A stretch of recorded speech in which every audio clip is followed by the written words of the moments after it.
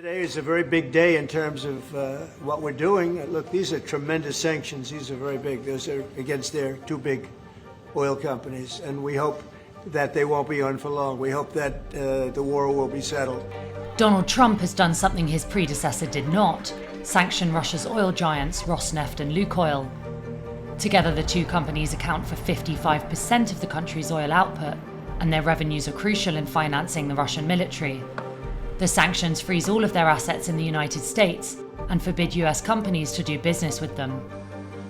The hope is the move will push Russia to end its war in Ukraine.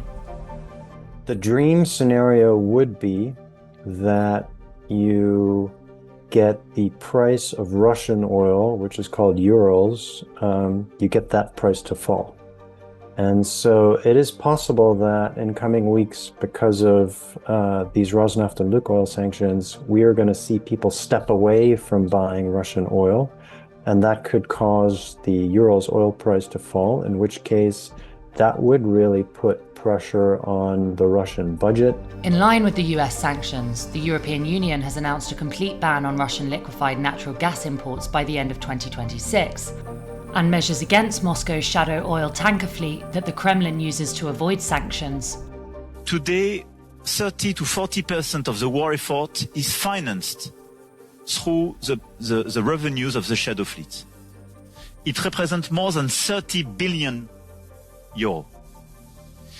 So it's extremely important to increase the pressure on this shadow fleet, because it will clearly reduce the capacity to finance this war effort for Russia. Russia has downplayed the impact of the sanctions. Теперь, что касается новых санкций. Во-первых, ничего нового здесь нет. Да, они для нас носят серьезный, конечно, характер, это понятно, и будут иметь определенные последствия, но существенно все-таки не скажутся на нашем экономическом самочувствии. Since the start of the war in Ukraine 3.5 years ago, Moscow has shifted much of its oil exports towards Asia, making India and China its largest oil importers. Trump claims India has agreed to cut Russian oil imports as part of a potential US trade deal, something New Delhi has not confirmed. China, who says it has taken a neutral stance on the Ukraine war, opposes the new sanctions on Russia. 中方一贯反对没有国际法依据、未经联合国安理会授权的单边制裁。 Donald Trump has gone further than his Democratic predecessor Joe Biden, who only targeted smaller oil producers. Да, но если говорить о политической части, то, конечно, это акт недружественный в отношении России, это очевидная вещь, и он не укрепляет российско-американские отношения, которые вот только-только начали восстанавливаться.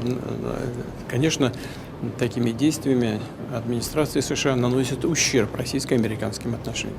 Ukraine's president, Vladimir Zelensky, said the sanctions show a clear signal for Moscow to end the war.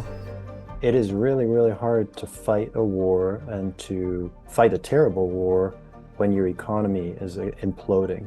And that is, I think, what is needed for Putin to be brought to the negotiating table in a reasonable way. And so is there any way to shield ordinary Russians from the economic fallout of sanctions? No. And I don't think that should be the objective either. I think you want to hurt the economy, you want to damage the war machine, and for that you have to damage Russia as a whole.